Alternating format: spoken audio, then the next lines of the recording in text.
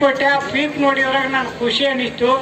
ಅವರು ರಾಜಕೀಯ ಮುಖ ಮಾಡಿದ್ರು, ರಾಜಕೀಯ ಮುಖ ಮಾಡ್ಬಿಟ್ರಿ, ರಾಜಕೀಯ ಬಿಟ್ಟು ಈ ಕೃಷಿ ಒಳಗ ನೀವು ಮೇಲಕ್ಕೆ ಬರ್ತೀರಿ, ಅದ್ಭುತವಾಗಿ ಬೆಳೆ ತೆಗಿತೀರಿ, ತೆಗಿತಾರ ನನಗೆ ಆ ಭರವಸೆ ಐತೆ ಅಂತ ಹೇಳಿ ನಾನು ಈ ಮೂಲಕ ಹೇಳಿದೆ ಅವ್ರಿಗೆ.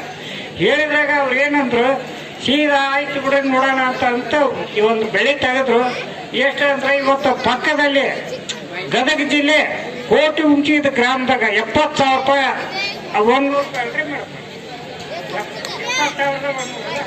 70,100 ದಾಖಲೆ ಬೆಲೆ ಮಾಡಿದ್ರು ಅವರು.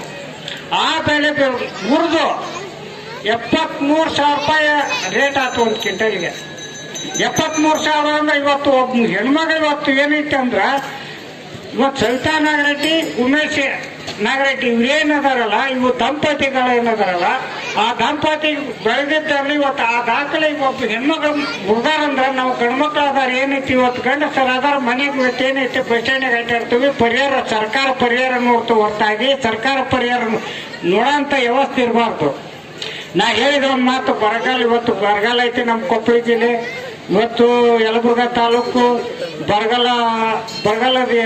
ಬರದ ನಾಡು ಅಂತ ಯಲಬುರ್ಗ ಅಂತ ಇವತ್ತು ರಾಜ್ಯದಲ್ಲಿ ಹೆಸರೈತಿ. ನಿಮ್ಗೆ ಗೊತ್ತಿದ್ದ ವಿಷಯ, ರಾಜ್ಯದಾಗ ಜನರಿಗೆ ಏನು ನಿಮ್ಗೆ ಹೇಳೋಂಥ ವಿಷಯ ಇಲ್ಲ, ಅದು ಗೊತ್ತೈತಿ.